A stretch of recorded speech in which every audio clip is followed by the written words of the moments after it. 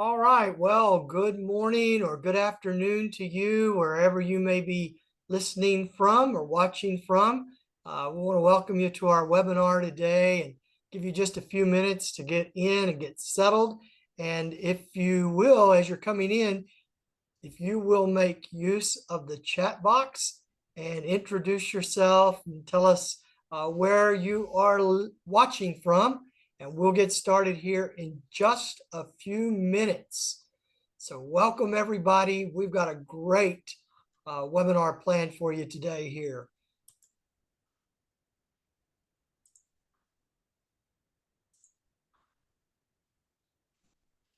And you may already have the handout, but if you don't, I'll be posting it in the chat box here in just a minute, and you can hopefully download it or print it. Welcome, Teresa from Brian. Good to see you. And welcome, Marilee from NCTCOG. Great partners of ours. And Jenny from Glendale, Arizona. We're going to be in Arizona in April for the TLG conference. Really excited about that. That thing is coming together really well. And Bert from here in the Metroplex, and Jenny's going to be there. That's good. I'm glad to hear it. I think this is going to be the best TLG since we started doing it.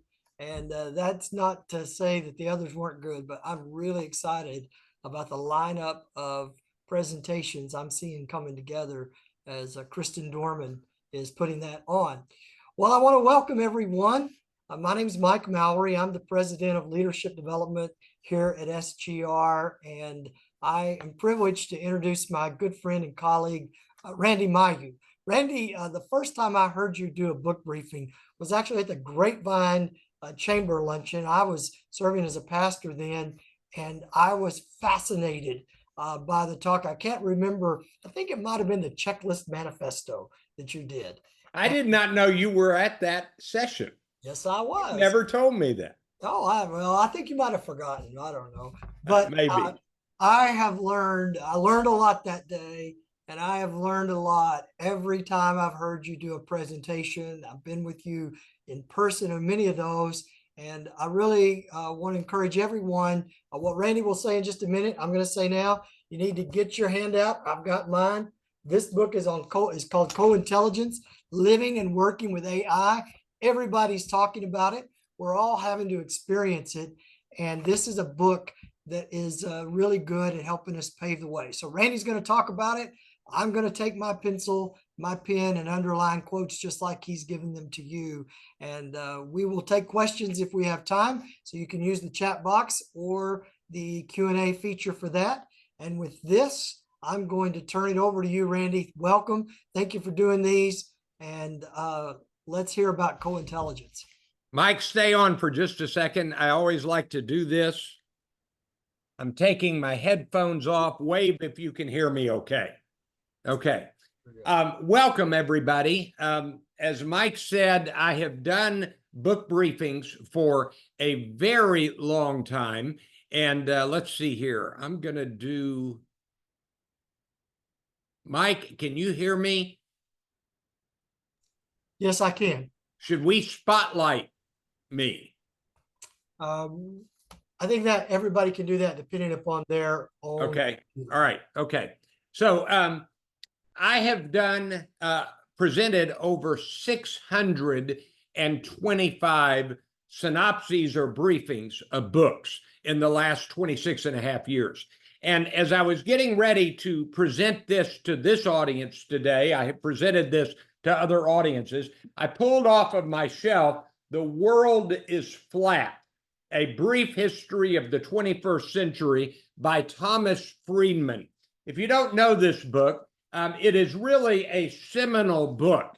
And he talked about the 10 flatteners, things that flattened the world. They were all the technology breakthroughs up through the time he wrote in 2005.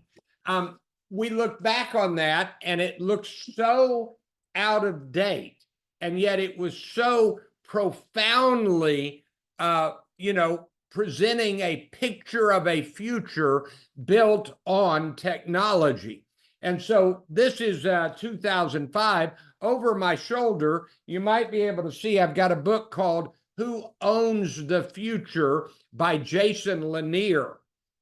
That is a book that talked about what's going to happen when all of the technology takes all of the intellectual property and other kind of property and it becomes everywhere known. Well, that is a specific discussion going on today about AI using the intellectual property of others. It's a fascinating question. And then, just because we ought to know this, I mean, this is breathtaking. Here it is, July 10th, 11 o'clock in the morning, and the total valuation of a company. When I first started paying attention to the valuation of a company, Exxon was the most valuable company at around $460 to $480 billion. And that was a number of years ago. Well, right now, Exxon is worth total valuation $500 billion. It has not grown to speak of. Yet, get ready for this, Apple, as of this moment, is now worth more than 3.5 trillion, 3,500 billion. That has jumped straight up since their announcement in their last big event where they announced the new iPhones using, quote, Apple intelligence, which is their use of artificial intelligence. NVIDIA, which was worth practically nothing 2 years ago in terms of its current value, is now the third most valuable company at 3.3 trillion, 3,300 billion. Microsoft is between those two. And so the fact is that the money and the economic driving that is happening within the umbrella, under the umbrella of artificial intelligence. Well, I have presented a number of books on the dangers of artificial intelligence. The best one is The Coming Wave by it's a long name, that Mustafson or something. I'm sorry, I don't have it in front of me. But this book, Co-Intelligent, Living and Working with AI, is written by a professor at Wharton. It's a very big bestseller, and it is a book about how to think about how to use, not practically how to use GPT specifically, but how to think about how to use artificial intelligence. And I'm going to do something very unusual. I want you to turn all the way to page 10 in your handout. It's going to look like this, and I'm going to start with the most practical part of the book. We're going to then go back to the beginning of the handout and work through it. But I want you to see this 4 rules for co-intelligence. The fact that we live in a world with AIs, and that means we need to understand how to work with them. And so here are the 4 principles for working with artificial intelligence. Principle number 1, always invite AI to the table. Always. You should try inviting AI to help you in everything you do, barring legal or ethical barriers. I'm reading here, and by the way, in these handouts, anything in italics at the end of the handout comes directly from the book. As you experiment, you may find that AI help can be satisfying or frustrating or useless or unnerving. But you aren't just doing this for help alone.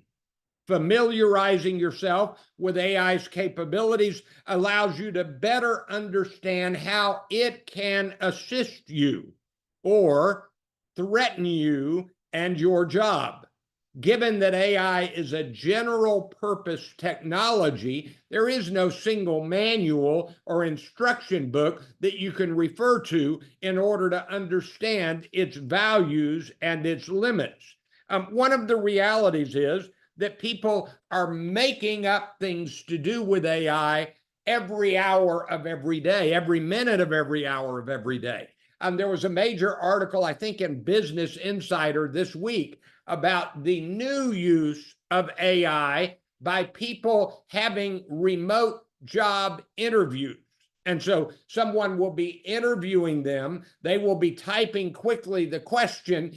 AI will answer the interview question, and they'll read it from their screen, and they end up having better answers than the answers they could speak themselves. So I don't think anybody thought about using AI in real time in job interviews. Well, that's just the latest tool that I have used. Let's see. Somebody raised their hand, but then it disappeared. Okay. Principle number 2, be the human in the loop. For now, AI works best with human help. And you want to be that human, helpful human. As AI gets more capable and requires less human help, you still want to be that human. So the second principle is to learn to be the human in the loop. To be the human in the loop, you will need to be able to check the AI for hallucinations and lies and be able to work with it without being taken in by it. So let me pause here a minute. One of the things the author says in this book is that AI, when it doesn't know the precise answer, is generating false answers. It is hallucinating, is the phrase that has been adopted. The first thing is be wary of that. Do not ever just use an AI product without verifying, reading, and checking. So you must be careful about that. But the second thing the book says is that's not going to be a problem for long. Let me remind you that AI is in its infant stage. That's not true. There's been lots of AI for a long time, but the current version of AI is in its infant stage. We'll look at definitions in a few minutes. You'll understand what the current version is, but it's in its infant stage. It's in diapers. It's barely arrived, and it is rapidly improving. Principle number 3, treat AI like a person, but tell it what kind of person it is. To make the most of this relationship, you must establish a clear and specific AI persona, defining who the AI is and what problems it could tackle. For example, you could say, act as a witty comedian and generate some slogans for my product that make people laugh. You could also ask it to act as an expert, a friend, a critic, a storyteller, or any other role that suits your purpose. The key is to give the LLM, large language model, AI, large language model, AI, some guidance and direction on how to generate outputs that match your expectations and needs, to put it in the right headspace, to give you interesting and unique answers.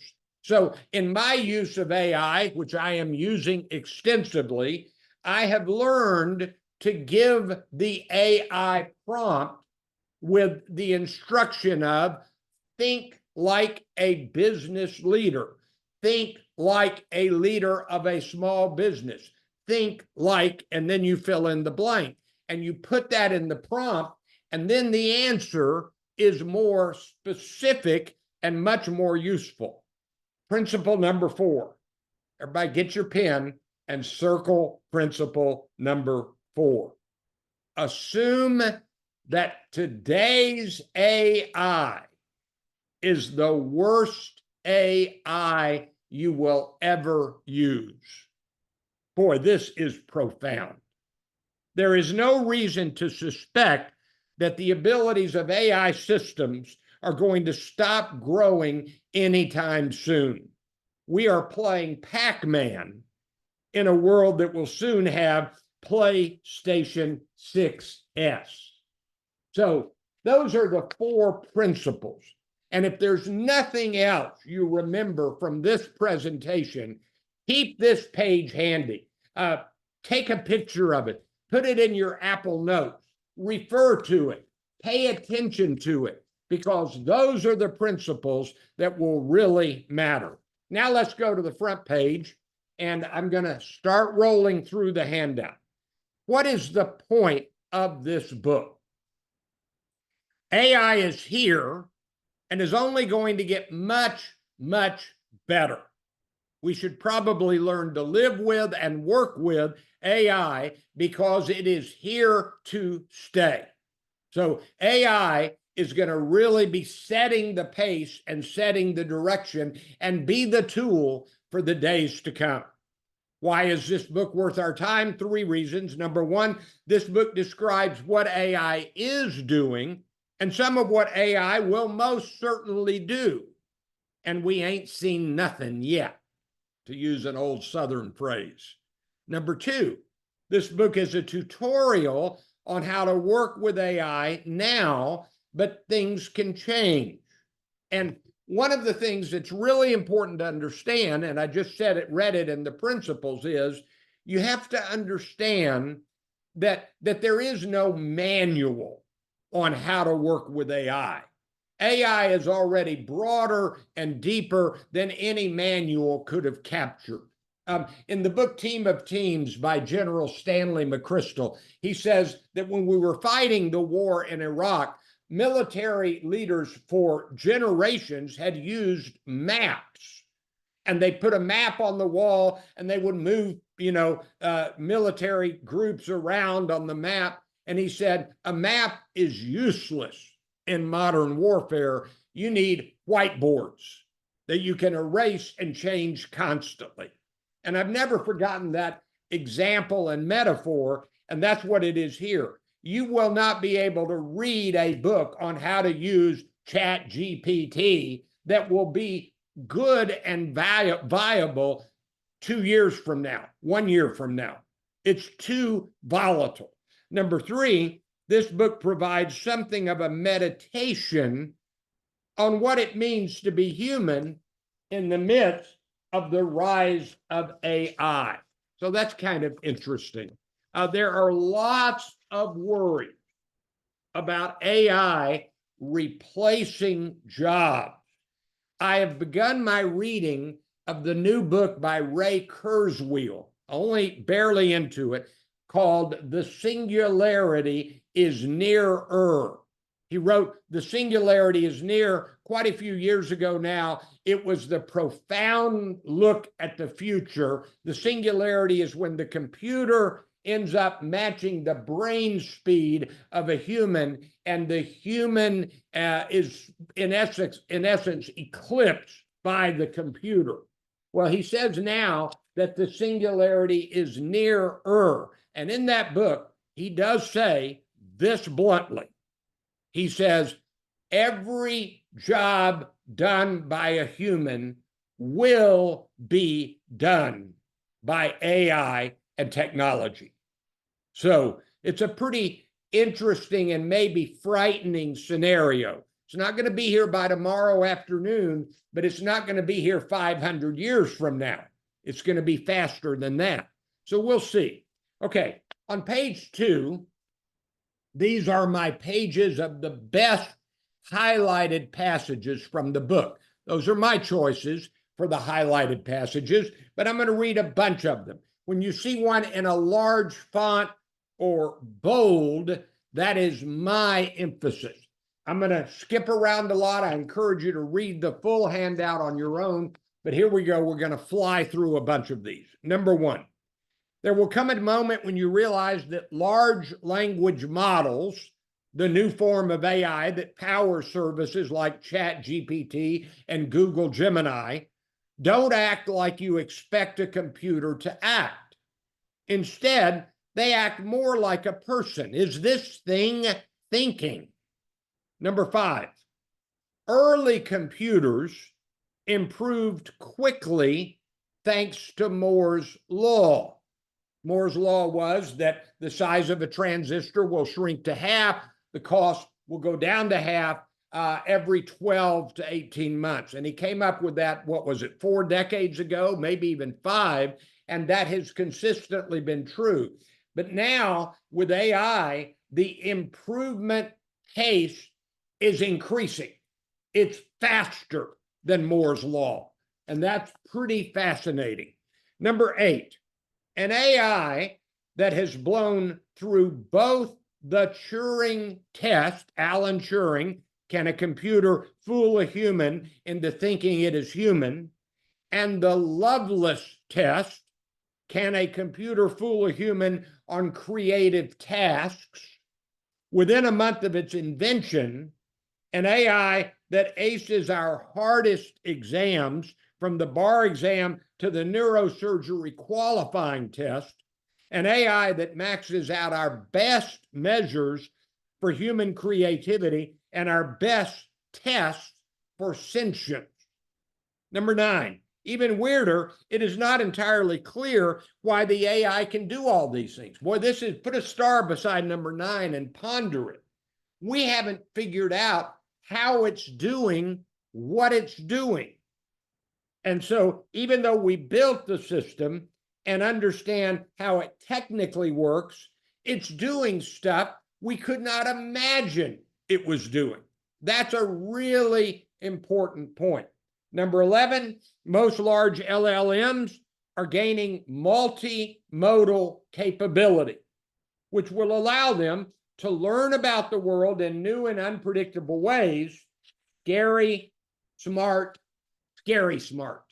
And I know you all know that we can now produce videos with AI in the image and voice of actual people that you can sort of tell they're not the real people, but they're getting more precise almost by the hour.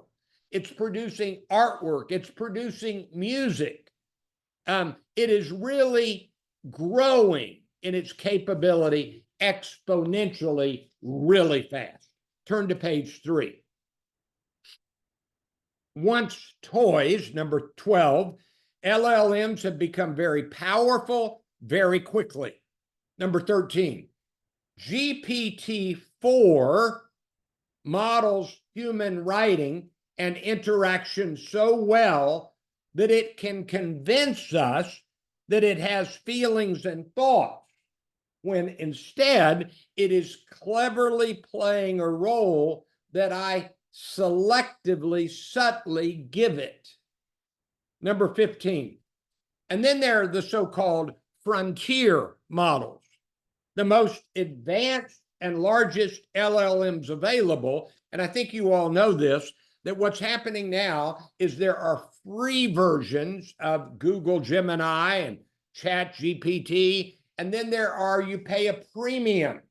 And I'm going to go out on a limb and say that today's premium is going to be tomorrow's free version very rapidly. And so it's really interesting to watch this. And so these systems like GPT-4 are incredibly expensive to build and require specialized computer chips and large data centers to operate. So only a few organizations can actually create them. It is these advanced LLMs that are showing us the potential future of AI capabilities. Despite being just a predictive model, the frontier AI models trained on the largest data sets with the most computing power seem to do things that their programming should not allow, a concept called emergence.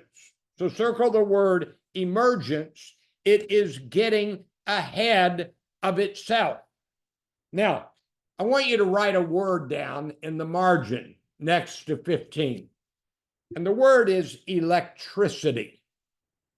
Now, this is going to be one of the challenges that AI is going to have to solve. It takes massive amounts of electricity to run the AI programming and actions.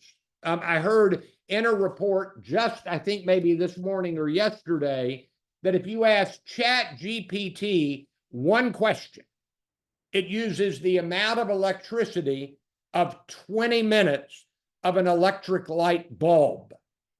Now, that doesn't sound like much, but think about how many millions, tens of millions of questions and prompts are being asked of ChatGPT and Gemini and other programs in 1 hour. I mean, it's really going to consume electricity. So that's the reason I wanted you to write that in the margin is that's going to be a challenge for city leaders. How do we think about the grid in an era of massive electric use? So that's interesting. All right, drop down to number 20. The CEOs of the major AI companies signed a single sentence statement in 2023 stating mitigating the risk of extinction from AI should be a global priority alongside other societal scale risks such as pandemics and nuclear war. Yet every one of these AI companies also continued AI development. Why? The most obvious reason is that developing AI is potentially very profitable. Microsoft has a stake in ChatGPT. It is now the second most valuable company in the world. This is lots of money to be made. So even though in theory the leaders know the danger, they like the money. And so that's interesting. Okay, page 4. I just love number 22. The reality is that we are already living in the early days of the AI age. It has not been here long. Now, there are some biases. Look at number 23. When asked to show a judge, the AI generates a picture of a man 97% of the time, even though 34% of US judges are women. In showing fast food workers, 70% had darker skin tones, even though 70% of American fast food workers are white. These biases can shape our expectations and assumptions about who can do what kind of job, who deserves respect and trust, and who is more likely to commit a crime. So I'm already at the point where I've got to move more quickly. So I encourage you to read all of the quotes, but especially those in large font and bold. I'll read just a handful more. Look at number 31. To figure out the shape of the frontier, you have to experiment. And this experimentation gives you the chance, put a star beside this, to become the best expert in the world in using AI for a task you know well. So it's not that you're the best AI user, but for your job, as you learn to use AI, you become the premier expert on how to do that task well with AI. All right, turn to page 5. Look at the bottom quote, number 48.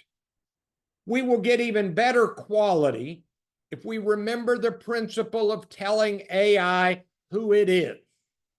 You, AI, are an expert at marketing. When asked to generate slogan ideas, you come up with ideas that are different from each other, that are clever, and interesting. You use clever wordplay. You try not to repeat themes or ideas. Come up with 20 ideas for marketing slogans for a new mail order cheese shop, make them different from each other, and make them clever and creative. I have gone through this experiment, this prompt, a few times related to my business in providing book synopses and briefings. It has been terrific, just terrific. All right, turn to page 6, number 53. To get the AI to do unique things, you need to understand parts of the culture more deeply than everyone else using the same AI systems. So now, in many ways, the humanity majors can produce some of the most interesting code. Now, let me pause. I'm a liberal arts major. I have all of the PhD classes finished, never finished my dissertation, in rhetoric. And I have a degree earlier in theology. These are not the hard sciences. And if you ask me what I learned in my schooling, I learned how to read and think and ponder. And you may think that's not valuable, but it turns out that using AI, knowing how to think and ponder are pretty important skills and traits. So I like this paragraph, but I'll admit my bias. I agree with it. So look at number 59.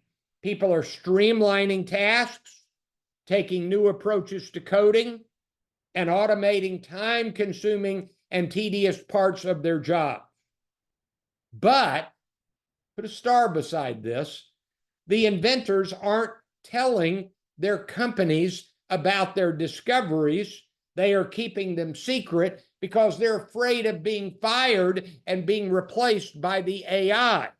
So leaders need to figure out a way to decrease the fear associated with revealing AI use so that the whole team and the whole organization can get better at learning the lessons from each other using AI. So that's a really intriguing comment in the book. All right, turn to page 7. One more quote I'll read. Number 66.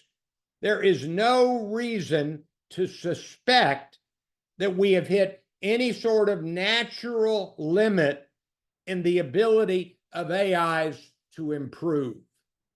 And the book says, even if AI quit improving, we'd be way ahead of where we were, but it's going to keep improving, and it's going to keep improving faster. Okay, turn to page 8. Now, on page 8, we're in the thesis quotes of the book. That's my selection of books, of quotes that kind of grab the book in a nutshell. AI works in many ways as a co-intelligence. It augments or potentially replaces human thinking to dramatic results. Early studies of AI have found it can often lead to a 20 to 80% improvement in productivity across a wide variety of job types, from coding to marketing. By contrast, when steam power, that most fundamental of general purpose technologies, the one that created the industrial revolution, was put into a factory, it improved productivity by 18 to 22%. And despite decades of looking, economists have had difficulty showing a real long-term productivity impact of computers and the internet over the past 20 years. So in other words, AI is taking a leap forward that just regular computer technology did not have. So I want to try to take you on a tour of AI as a new thing in the world. This book is focused on the near-term practical implications of our AI-haunted world. Let me pause. One of the things the book says is this. Your very best performers, your best writers, your best thinkers will only be getting a little bit of improvement when they use AI. But your average performer and your lower level performer will see significant increases. That is valuable to an organization. Okay, page 9. Reminders of I've already told you a little bit about the author, reminders of the possible dangers and possibilities. If you don't know the paperclip maximizing AI, it's an old metaphor. If you give technology the job of using every resource it can get its hands on to build paperclips, then there'll be no resource left to build cars and refrigerators and anything else. So you have to be careful with what you tell technology to do.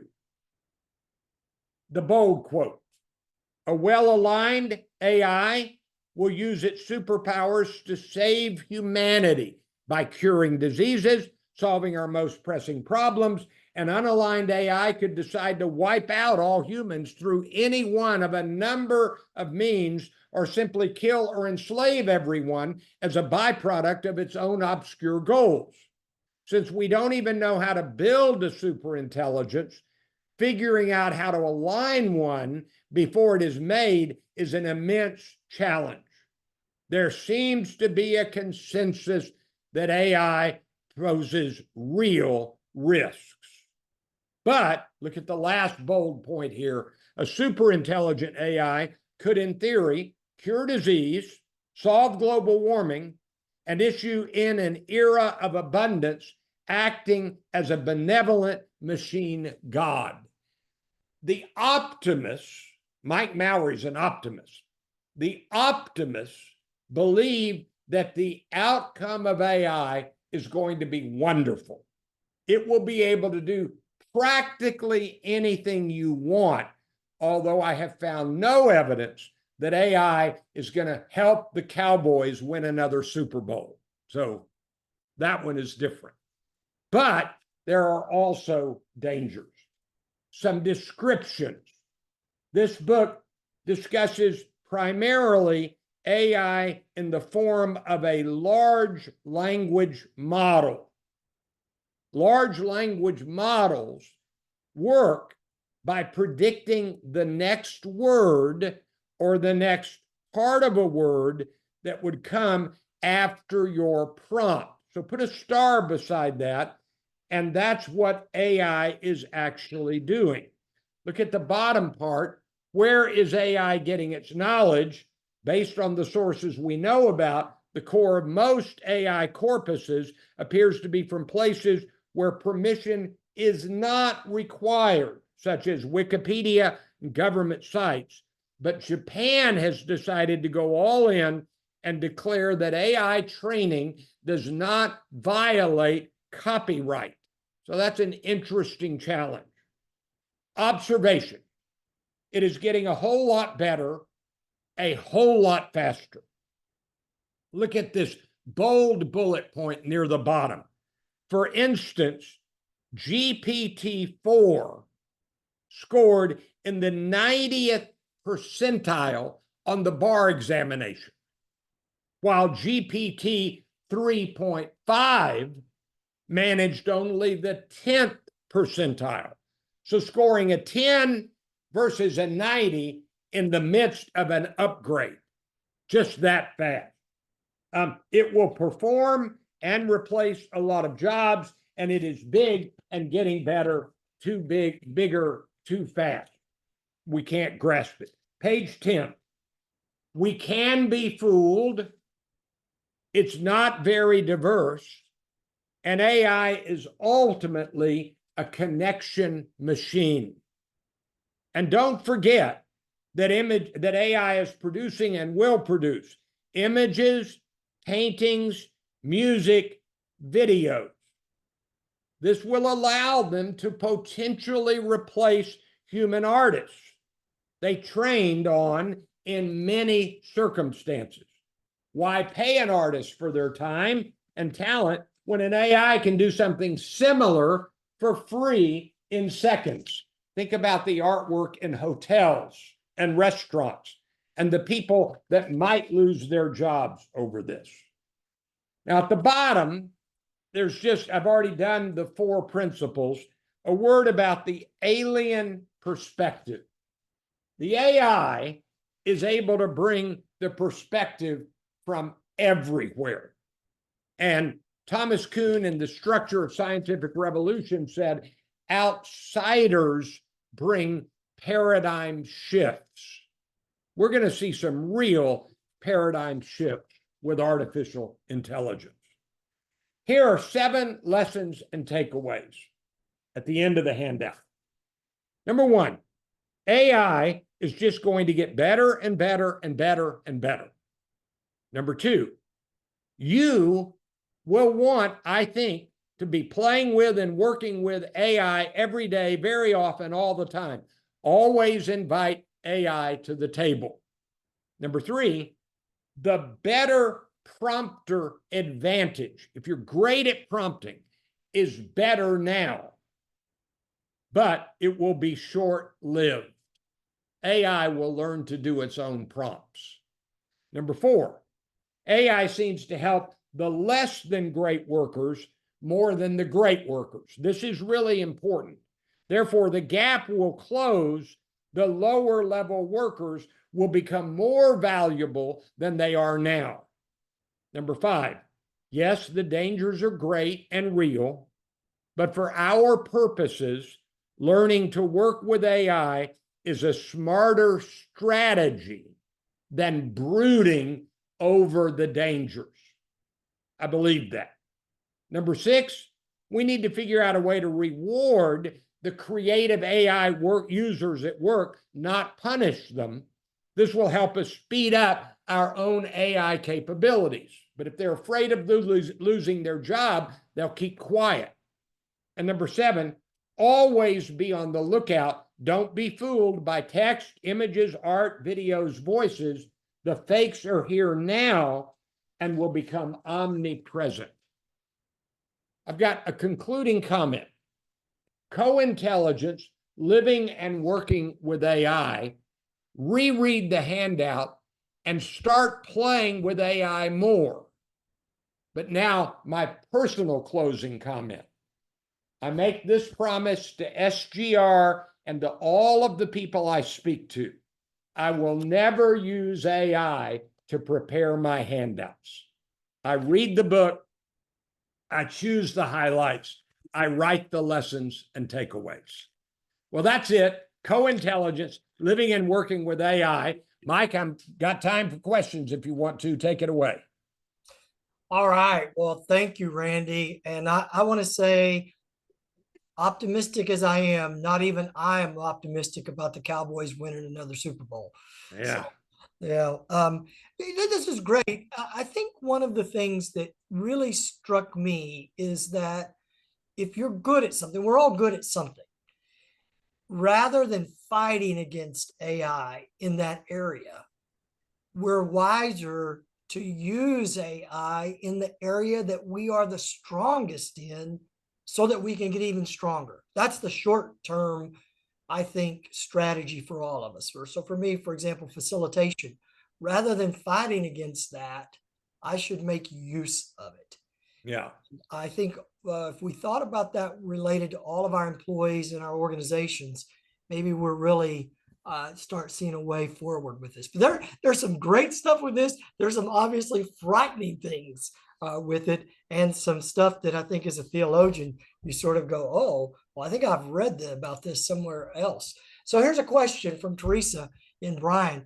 When will they put arms and legs to AI so that it can help with mundane regular tasks like laundry, cooking, cleaning house, etc.?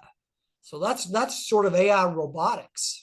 Yeah, and we're getting closer to that according to the books that I've read on technology, but we're not there yet. The hardest thing to train a robot to do is to mimic the human hand.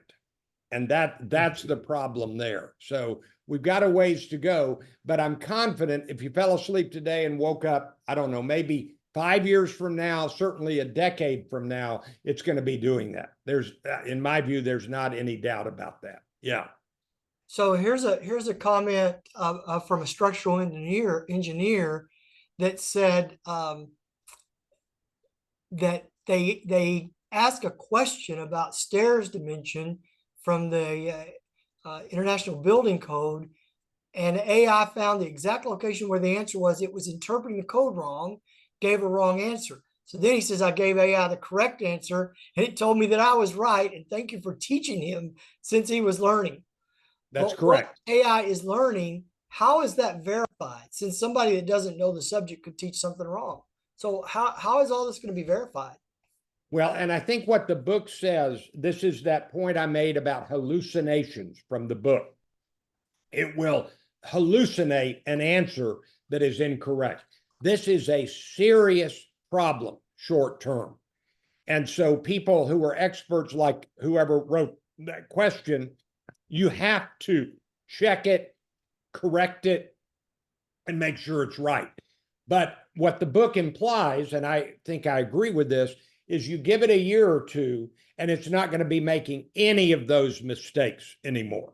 So it's going to get noticeably better at being more accurate pretty quickly. But for now, you have to be very careful. So that's what I would say.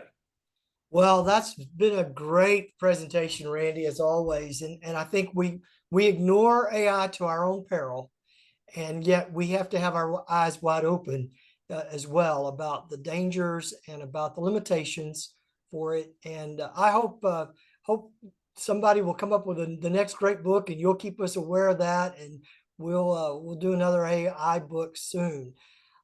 So thank you so much. And I want to just take a moment to say, many of you know this, but you can book Randy to speak in your city, virtually or in person, through SGR. He has read hundreds of books, and we are privileged to use him in so many different capacities. And if you're interested in that, reach out to us. You can reach out to me, and we'll get everything worked out for you. Randy. Yeah, let me just comment that in next week, I am doing 2 different books for 2 different audiences in the Rio Grande Valley. One of them for the executive team and leaders of one city, the other one for the development team in another city. That's the kind of thing we do. And a book briefing it allows the people to ponder the ideas in the book and then put it into action for themselves.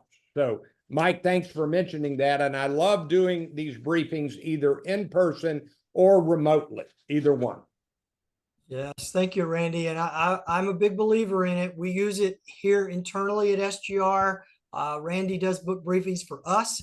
It's one of the ways we keep our crew on the cutting edge and all of us learning. And I want to encourage you to think about that same thing. So thanks for joining us. And can join us next week for a webinar on the Green Roof Initiative from the city of Frisco. And my good friend John Lettler is going to be with us. That's going to be an interesting one, and I hope that you can be a part of it. So thanks, everyone. Thank you, Lisa Shook in the background, for making everything work. Thank you, Randy, and everyone that's been a part of this one. Have you a great day. We'll see you down the road. Thank you.